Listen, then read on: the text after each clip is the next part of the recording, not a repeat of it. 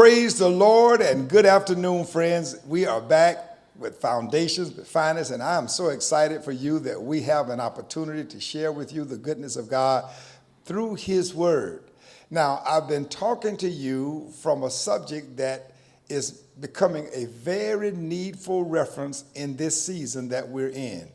And I'm sure that we're actually talking directly to you because many of you are responding. In fact, what we've taken the time to do is set aside Fridays for the next few weeks in order to answer your questions. And so before we get started today, I'm going to introduce in just a moment my study buddy, yours truly, the Honorable Chris James. He'll be back and he's going to share some things with you as well.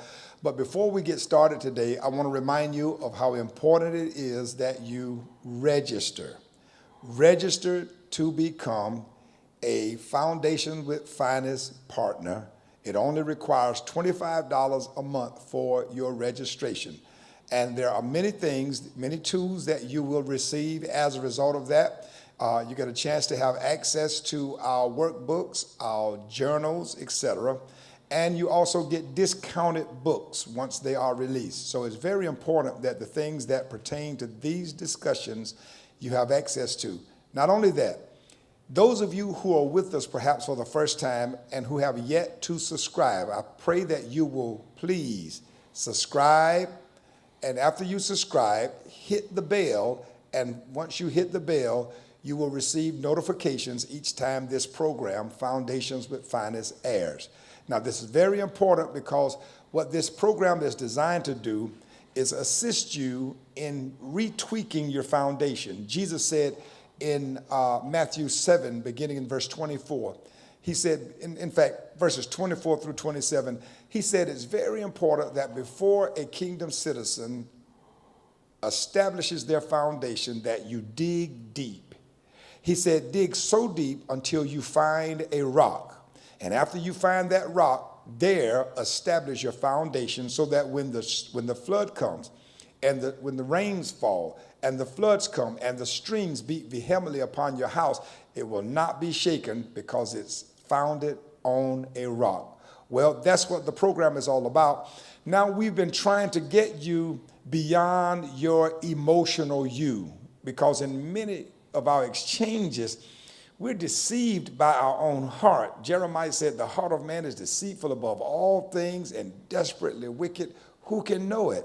So apart from the word of God, our hearts deceive us. Now, the thing that has bothered me over the years, and you've heard this over and over and over, countless times you've heard me say, if your heart is that sick, so much so that no foe, no enemy, no adversary, no opponent can deceive you more so than your heart, that's sick. The Bible says the heart of man is deceitful above all things. So I took you through the Hebrew. So you got a chance to see that in the Hebrew language, he actually means emphatically, you do more deceptive damage to yourself, not knowing that we're not wrestling against flesh and blood, but against powers, principalities, and spiritual rulers of the darkness, not realizing that my people are destroyed for a lack of knowledge and not understanding the centrality and the necessity then of mind renewal after salvation.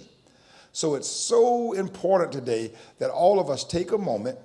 We got to just kind of take a deep breath and ask the Lord to give us grace to reassess the things that we have been just sort of taking for granted as if we knowingly are approaching it spiritually. Now, that's just not accurate because two spiritual people are not supposed to be falling out so much.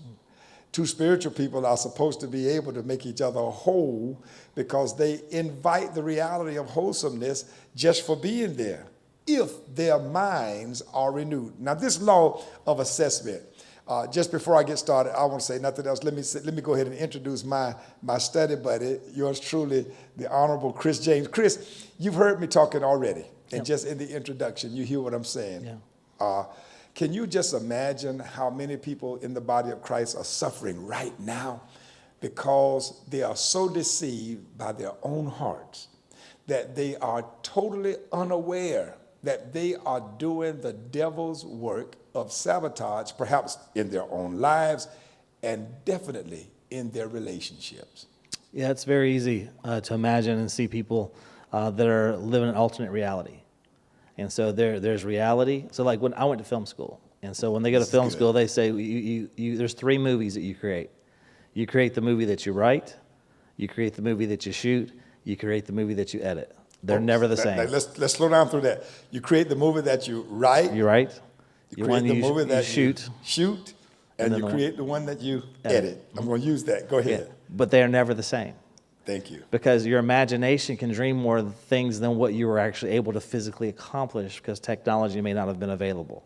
You may not have been able to pull off the special effects. You may not have been able to pull off the actor that you envisioned, but you had to get this actor. So you'll shoot one thing, and then when you go back and edit it, you're like, oh, I missed this, and I missed that, and I have to find ways around that. And so your mind is the same way. So your mind will see where somebody said something to you, and you may perceive what they said to you was said to you in a negative way or a condescending way or something to hurt or harm you, instead of seeing how something was really said. Something can be said because I'm in a hurry and I don't have time, and you can misread that as like, okay, well, they don't like me, or they have a problem with me, or something's wrong with me, or what's wrong with them, when someone could just be in a hurry because they have to get someplace at a certain time. And it can be that simple, or it can be something just so in your head that you just assume everyone doesn't like you. And if you assume everyone doesn't like you, what is it going to take to get you feel like someone does like you? Wow. You know? So this filtration thing is a big issue, how you filter, how you assess, how you perceive. And so what today's broadcast is about is exploring how misassessment in hearing, misassessment in speaking, misassessment in perceiving fuels our emotional bondage. And it's strange that the greatest prison that we may know is the one that we invite upon ourselves, because we know so little about our emotions. Yeah. Our emotional economy is actually what subjects us to emotional bondage, and relational conflict is the offspring of that. Or it's the thing that causes believers to need to retrain their perceptions really, really quick. And Chris, because I'm going to turn this over to you, and I want to let you talk about this for a few minutes, and I'll be back. But I want you to share with my audience some of the things that the Lord has put on your heart pertaining to this particular issue, even going back to the statement you just made about the 3 movies that we make, because that will really help someone. It's important because I want them to understand how this law of assessment governs how we interpret and how we respond to life. And this is why Paul says, before I leave, Paul says, it's so urgent. He says, I beseech you, brothers, by the mercies of God, that you present your bodies a living sacrifice. You may even want to go there. Holy, acceptable unto God, which is your reasonable service. And do not be conformed to this world, but be transformed. Have a supernatural change by renewing your mind. Then he said, that you might prove what is that good, acceptable, and perfect will of God. Now, the way I just said that, Chris, might have a little bit of religious aura that does not invite relational. See that now? The tangibility of relational use. Yeah. So that's why we have to have conversational preaching that allows people to retrieve grace from that passage itself, because it helps them to realize he's actually saying, if you don't renew your mind regarding certain relational exchanges, you're going to think that because your emotions causes you to feel a way, that what you say is accurate in and of itself. You see that? Yeah. But if you don't renew that area, then you are not aligned with righteousness. And if it's not aligned with righteousness, it's not the proverbial reference, trust in the Lord with all of your heart and do not lean to your own understanding. In all of your ways acknowledge him, so he directs your path. So there are principal measures that are assigned to us in faith the righteousness which is of faith, that tells us how to handle this, how to deal with that, how to view this, how to view that, how to manage this, how to manage that, so that we avoid this emotional imprisonment that we invite upon ourselves, doing the devil's work for him. Yeah. So I'm turning it over to Chris, my friend, for just a few minutes, and I want you all to listen, because I want you to hear this from a totally different perspective, because I'm here and I'm telling you every day, and I'm begging you to please go back and pay attention to how your emotions may be the imprisonment that you are subjecting yourself to more than anything else. So please listen attentively. You're now in the hands of my study buddy, the Honorable Chris James. Well, thank you. Well, I like to take it back to the beginning. In the beginning, God created the heavens and the earth, and then we have Adam and Eve, and they really experienced God in a way that no one else has ever experienced him, as we've ever known him. And so we have Adam and we have Eve. We have Adam, who is in the garden, and Adam is having to create all of the animals, or name all the animals after God creates them.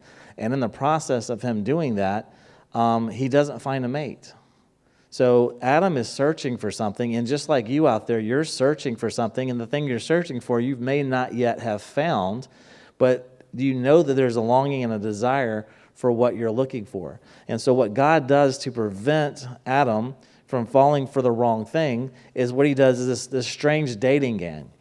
So what happens is God goes and he creates all these animals. He brings a male and female before him, and he begins to name each animal. He names the giraffe, and he names the elephant, and he names the lion, and the tiger, and the bear, and the flamingo, and the peacock, and he names all these things, and he sees that none of these things are going to satisfy him. And so you're probably going through a similar time in your life right now where you realize certain things just aren't satisfying you. They're not satisfying, and you can't find satisfaction in a relationship, and you can't find satisfaction in whatever that vice is or whatever that thing is that you're going to. And so that's the same situation that God had Adam go through. He had him go through and realize that nothing that God created would satisfy him until he took something that was personal to him. And so what he does is he puts him to sleep, and he pulls Eve out of Adam. And once he pulls Eve out of Adam, then he realizes that what he was looking for the entire time was always there. And so what you're looking for the entire time has always been there.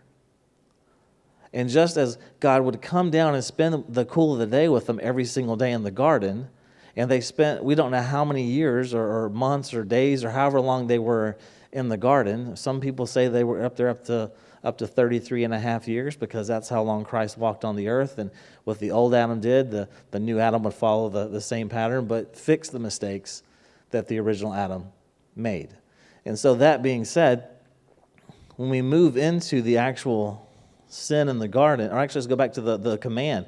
God commanded them when they are in the garden, and depending on the translation you read, it's very, very interesting, because it'll tell you that in the middle of the garden, it'll say that he placed a tree called the tree of life in the midst of the garden. And then it says, and he placed the tree of knowledge of good and evil. So as he's placing these two trees, because there's a word in between the two trees, are they both in the middle of the garden? Or is one placed in one area, which God thinks is the middle of the garden, and is the other one placed somewhere else, which then later Adam and Eve believes is the middle of the garden? And so as they begin to see where Adam and Eve end up, they end up with an outside voice coming to them. And I'm sure you're dealing with outside voices coming to you all the time. This is the very first time the deceiver, Satan, the serpent, comes, and he begins to ask them certain questions. And one of the questions that he asked them says, did God really say? So when you begin to question in your life what's going on, whether it's something God said, or whether it's something your spouse has said, or whether it's something a parent has said, or an employer or employee, what did they say? You have to stop and take a minute and process what they said, and also how they said it. It's important that you realize that when someone says something, sometimes they're not saying something to be hurtful. They could just be in a hurry.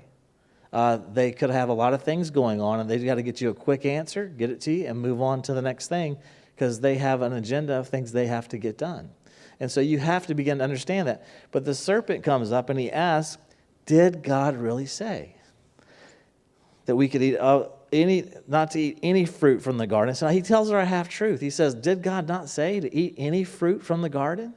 The first command that God gave him was to eat fruit from every tree of the garden except for the tree of the knowledge of good and evil. And the problem is people are eating the fruit of the knowledge of good and evil, and they're getting that result. And that result will cost you every single time. Now, here's Eve's response, but she responded almost correctly. It says, only the fruit from the tree in the middle of the garden that we are not allowed to eat, God said. You must not eat it or even touch it. If you do, you will die. Now, notice, if we read that in chapter 2, God never said if you touched it, you would die. He simply said if you would eat it, you would die. So, Eve is mishearing what God is saying. God clearly said in the previous chapter that if you eat it, you will die. But she says if you eat it, or even if you touch it, you will die. That is not correct. That's not what God said. She's adding to what God said, and she's now giving the enemy something to work with, because he knows that if she touches it, she's not going to die. And so because of that, that opens the door for him, because she misheard what was said, to have the opportunity to go in to give the enemy room to work in her life. He says, you won't die, the serpent says in chapter 3, verse 4, the reply to the woman, God knows that your eyes will soon be opened as you eat it, and you will be like God, knowing both good and evil. And now the woman then sees that the fruit is good to eat. She's convinced that it's beautiful, and the tree is beautiful. The fruit looks delicious. Excuse me. And she desired the wisdom that it would give her. So she took the fruit and ate it, and then she gave some to her husband, and he ate it too. Okay, so what happens here is, because they did not hear what God truly said, that gave the enemy an opportunity to come in and manipulate her understanding of what God said, and then to trick her into saying, hey, you can touch it. She reaches out, touches it. She doesn't die. Then she sees that it's good to eat, so then she goes to the next step, and then she begins to taste and eat the apple, or actually it was a fig. It's a fig. It's actually a fig if you actually go through and do the study. So she begins to eat that fig, and then she hands it to her husband, and then he also eats. And so now their eyes are opened, but they're not open in a good way. They're open in a negative way, because now they see all the negative, they see all the bad, and now they see themselves naked, and they are ashamed. How many times do you go through your life where you think you're doing something a right way, but then you realize what really happened and what was really going on, and you feel foolish? Like you find out that someone was short with you, but they just lost a family member earlier in the day. And so now you're putting on you how they treated you, not realizing they're going through a significant loss and a grieving process and haven't had time yet to follow through with even thinking out the process. What are they responsible for? Who do they need to contact? Who do they need to tell? In the meantime, they're still trying to just get through the day in a fight or flight response, and then moving into the question or whatever you ask them, and they're short with you. Just a simple example. So we have to begin to understand and look at things not through our perspective, but also through other people's perspective, and at the same time through God's perspective. And so again, going back to the 3 movies that you write. You write a movie, you film a movie, you edit the movie, and that's the same thing. So what you're perceiving is what's written, But when you look at their perspective, that's what's being shot. But when you end up getting to the bottom of everything and you look at it through God's perspective, that's the final result, and that's the way you should see it. You should see it as the end result of what is created and what is done, instead of seeing the process that you went through to get there. And so, as we move forward with this particular story, they then realize that they messed up. And when they realize that they're messed up, there's no way to fix what they've done. It even tells us that they actually used fig leaves to cover themselves. And so they actually used the very thing that they sinned with to cover themselves and to hide themselves from God with.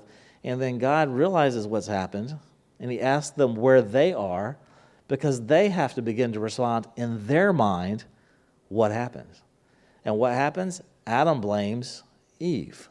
Adam goes in and says, this woman that you gave me this fruit and I ate. And the woman goes, well, this serpent came up to me and told me that I'd be like God, I'd be like you, and I desire to be like you, and so I ate. And then the snake's just being a snake. It says he's the shrewdest of all the animals.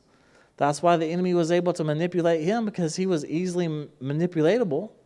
Just like there's people in your life, there's people in your life that are very easy to manipulate. So then what do? They come along and they manipulate others. They play favorites, and they play to one person against another person. And that's what happens. And you have to realize from a spiritual standpoint what's going on. And the best way to do that is just pause, take time, and ask God, how am I supposed to feel about this? What should be my response? The worst thing you can do is immediately go to your emotions and have an immediate response and reaction of anger or frustration or using language you shouldn't use in a situation, because that only makes things worse. You should always take time and say, hey, what is the proper response? So instead of Adam blaming Eve, he should have realized, hey, I didn't tend the garden. My job was to tend the garden, and I didn't do what I was supposed to do. And because of that, I allowed the serpent to come in, which manipulated Eve, and then I got manipulated in the process. How many times are you going through things in your life where you were manipulated or you got frustrated, and it's all because there's something that you didn't do? You skipped a step. You skipped something that you were supposed to do, and in not doing that, it came back to bite you. It happens every single day. It happens in every one of our lives. There's things that we do that we have not taken full ownership and responsibility over, and because of that, it takes over and will cost us something.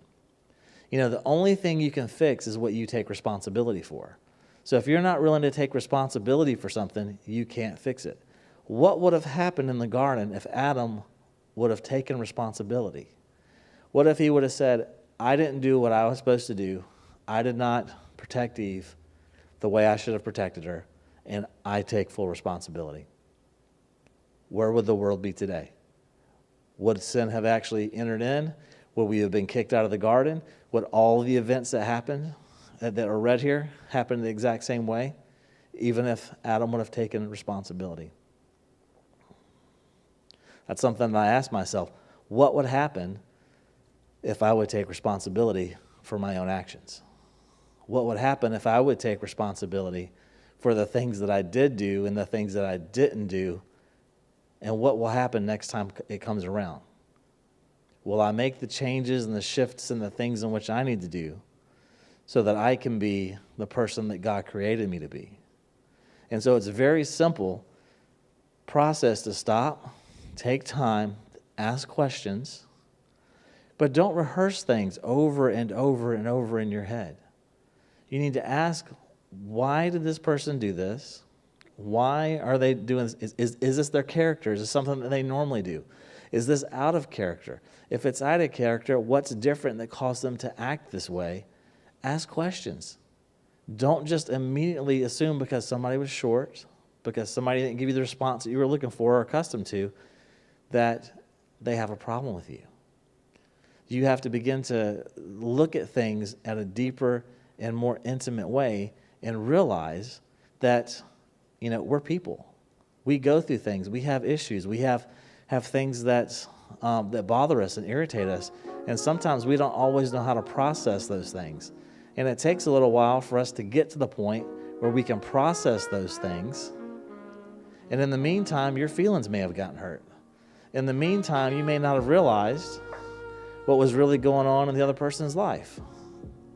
And so I just encourage you right now just to ask God to come in and reveal to you areas, even this week, where you've missed it, where you had that opportunity to do something to encourage somebody, but instead you got discouraged and you took it out on someone. Most important thing you can do is ask for forgiveness in that situation and go back and heal and restore that relationship and say, hey, this is what I heard you say, but what did you really mean? Just take a little time and ask them, what is it that you were trying to say or trying to do? And did I misunderstand? Did I misinterpret your body language? Did I misinterpret what was done here? And that's going to make a huge impact and a difference in your life. So I hope today's encouraged you. I hope you tune back in next time with Foundations with Finace. We'll be right here waiting on you. See you next time.